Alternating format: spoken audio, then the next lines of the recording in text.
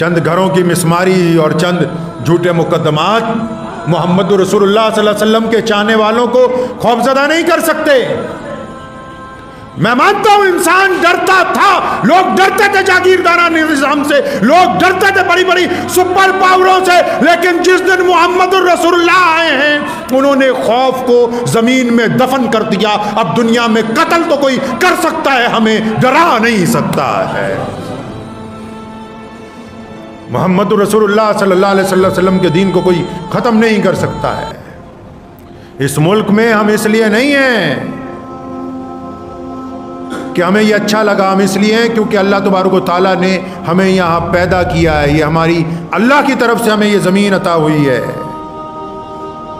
ہم نے اپنی اس زمین کے لیے قربانی دی ہے، ہم انگریزوں کے ساتھ ٹکرائے ہیں اور ہمارے دین میں بڑی واضح روایتیں ہیں،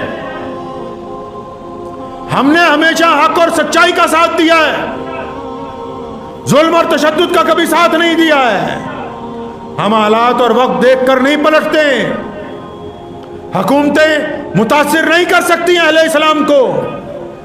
ہم نے انگریز کے خلاف پوری طاقت اس لیے لگائی تاکہ ہمارے وطن پر انگریز ظالم کا قبضہ تھا۔ جب بہت بڑا مغل امپائر اس ملک میں تھا تو نبی خان اور غنی خان رحمۃ اللہ علیہ نے سکھوں کے آخری جو گرو ہیں دشمیش پتا گرو گوبند سنگھ مہاراج کا جب ساتھ دیا، لوگ تو سرکاروں کا ساتھ دیا کرتے ہیں، ہم نے اس لیے ان کا ساتھ دیا کہ اسلام نے یہ ہمیں تعلیم دی ہے کہ اگر حکومت میں کوئی بڑا ظالم بھی تمہارے ہم مذہب بھی بیٹھا ہو تب بھی ہم حق اور انصاف کے ساتھ کھڑے ہوتے ہیں۔ دنیا کا جو نظام ہے وہ اسلام کو متاثر نہیں کر سکتا ہے۔ اسلام دنیا کی زمینوں پر راج کرنے نہیں آیا، اسلام نے دنیا کے دلوں کو فتح کیا ہے۔ ہم اس لیے نہیں اتراتے ہیں کہ آج پوری دنیا کے اندر مسلمانوں کے بہت سارے ملک ہیں، نہیں، ہم اس لیے زیادہ خوش ہوتے ہیں کہ ہمارے پاس اللہ اور اس کے رسول صلی اللہ علیہ وسلم کی محبتیں ہیں، اللہ اور اس کے رسول کا انصاف ہے۔ ہم اگر کوئی ظلم کرنے والا مسلمان بھی ہو تو اس کے ساتھ نہیں کھڑے ہوتے، یہاں اگر ظلم کرنے والا کوئی غیر مسلم ہو پھر وہ کیا سمجھتا ہے کہ وہ ہم کو خوفزدہ کر لے گا؟ سرکار چاہے جتنی مرضی مورخ درشک بنی رہے، پوری دنیا دیکھتی ہے، دنیا دیکھتی ہے۔ میں تو اتنی سی بات جانتا ہوں، بہت سارے مسلمان سوشل میڈیا کے اوپر چاہتے ہیں کہ ہم بھی انہی کی طرح بھڑکاؤ باتیں کریں، ان کی طرح دھمکیاں دیں۔ اسلام بڑا طاقتورانہ مذہب ہے، اسلام بڑا عزت والا مذہب ہے، اسلام بڑی عظمت اور شوکت والا مذہب ہے، اسلام بڑی محبت اور حلیمی والا مذہب ہے۔ اسلام اپنی تعداد پر نہیں اتراتا، اسلام بندے کے کردار کی بات کرتا ہے، کردار کی بات کرتا ہے۔ ہمارے ہاں کوئی سید کا بیٹا ہو اور اسے آتا جاتا کچھ نہ ہو، وہ اس مسلح پر کھڑا نہیں ہو سکتا۔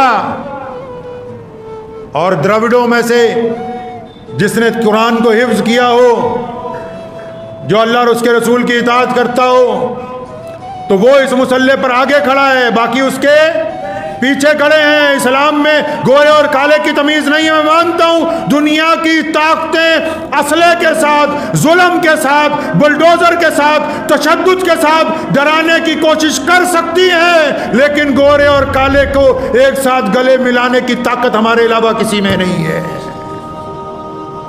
چھوا چھوت کے خاتمے کا دم ہمارے علاوہ کوئی نہیں رکھتا۔ غریب کے کندھے سے کندھا ملانے کی بات اسلام کے علاوہ کوئی نہیں کرتا۔ اپنی تھالی کا کھانا دوسرے کے آگے رکھنے کا درس اور کوئی نہیں دیتا۔ اپنے غیر مسلم پڑوسی کے لیے اپنی جان قربان کرنے کا سبق اسلام نے ہم کو پڑھایا ہے۔ اپنے ملک کے لیے چاہے راج کوئی بھی کرتا ہو، اپنی جان کی قربانی دینے کا درس اسلام نے ہم کو دیا ہے۔ دنیا ہم سے بہتر اسلحہ لا سکتی ہے، ہم سے بہتر کردار نہیں لا سکتی۔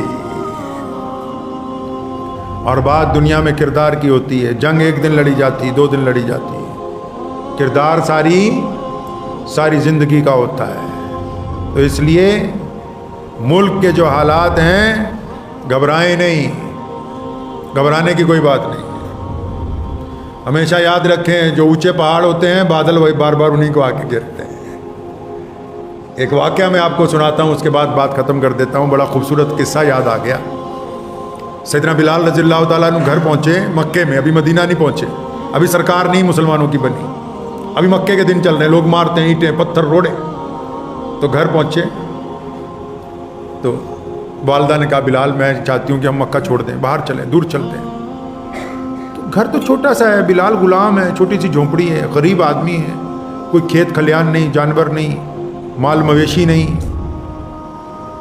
لیکن حضور صلی اللہ علیہ وسلم کے عاشق اپنی ماں کو پیار سے پوچھا اماں جی آپ کو یہ بات کس نے سمجھائی کہ ہم مکہ چھوڑ دیں؟ آپ کے دل میں تو یہ بات آ نہیں سکتی. بات تو اس کے اگر ایک بندہ جس کے پاس ہو ہی کچھ نہ، وہ سوچ سکتا ہے کہ میں نے سفر کرنا. سفر کا ارادہ بھی تب ہوتا ہے نا، کار باہر کھڑی، آپ کہتے نہیں چلو سیلف ماریں گے چلیں گے، جیب میں پیسے ہیں کہ چلو باہر کچھ گھوم پھر کے کھا کے آئیں. جس کے پلے ہی کچھ نہ ہو وہ سوچتا ہے کہ گیڑی مارنی ہے، وہ سوچتا ہے کہ کپڑے کی دکان پہ جا کے کپڑا خریدنا ہے، وہ نہیں سوچ سکتا. اپنی ماں کو پوچھا اماں جی آپ کو یہ بات کس نے سمجھائی ہے؟ فرمایا بلال آج ابو جہل آیا تھا ہمارے گھر. ابو جہل آیا خود.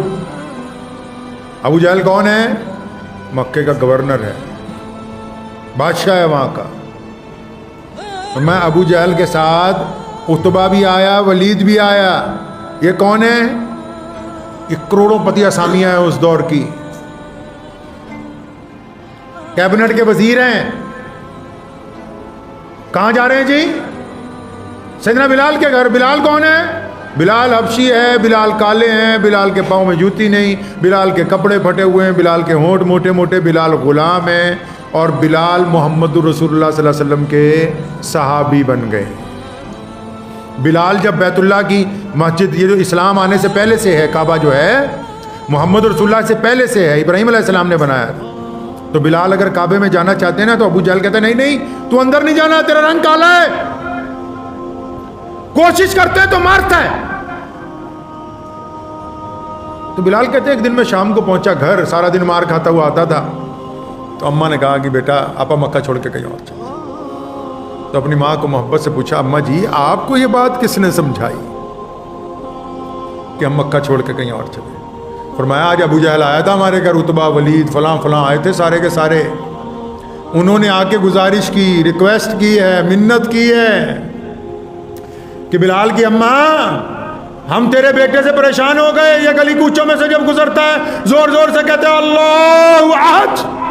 ہمارے بچے اس کو پتھر مارتے ہیں، اس کے گلے میں رسی ڈال کے کھینچتے ہیں، اس کے اوپر لاٹھیاں برسائی جاتی ہیں، اس کی چھاتی پر پتھر رکھے جاتے ہیں، اس کو سارا دن دھوپ میں کھڑا کیا جاتا ہے. لیکن یہ اتنا سخت جان ہے کہ جب پھر چلتا ہے تو زور سے کہتا ہے اشہد ان محمد عبدہ ورسولہ. ہمیں اس کے ان کلموں سے بڑی تکلیف ہوتی ہے، بس اب ایک آخری سہارا تو بچی ہے. سب کچھ کر لیا ہے، کر سب کچھ لیا، اب تو بچی ہے، تیرے سے ریکویسٹ کرنے آئے ہیں، منت کرنے آئے ہیں، اس کو لے جا یہاں سے، کہیں باہر چلی جا. سیدنا بلال رضی اللہ تعالیٰ عنہ نے اپنے دونوں ہاتھوں سے اپنی ماں کے کندھوں کو پکڑا. یہ سرکاری ملاؤں کو یہ کبھی نہیں روایتیں ملیں گی کتابوں میں، تو میں بتاؤں گا. اپنی ماں کو دونوں کندھوں سے پکڑا، اللہ اکبر کا نعرہ لگایا. فرمایا اماں جی یہ تو ہمیں انسان ہی نہیں سمجھتے تھے، محمد الرسول اللہ کی برکت سے انہوں نے ہم کو تسلیم کر لیا ہے. آج کے دنیا میں ہم بھی رہتے ہیں، یہ محمد رسول اللہ کا کمال ہے، طاقت کو تسلیم کیا ہے. ہمیشہ یاد رکھیں اگر کوئی آدمی آپ اس کو کچھ نہیں کہتے، وہ بار بار آپ کی برائی کرتا ہے، تو اس بات کو مان رہا ہے کہ یہ مجھ سے زیادہ طاقتور ہے، یہ مجھ سے زیادہ اچھا ہے. کوئی بھی بندہ دوسرے بندے کی، ایک آدمی کسی کو کچھ نہیں کہتا، کسی کی برائی نہیں کرتا، اپنے کام کے اندر لگا ہوا ہے، اپنی روزی روٹی کما رہا ہے، اپنی دکان چلا رہا ہے، پھر بھی اگر کوئی اس کے خلاف، اس کا پڑوسی روز بولتا ہے، روزانہ اس کے خلاف گالیاں دیتا ہے، تو اس کا مطلب یہ مان رہا ہے کہ تم اب اس سے بہتر حالت کے اندر ہو. تو اللہ کا شکر ادا کیا کریں.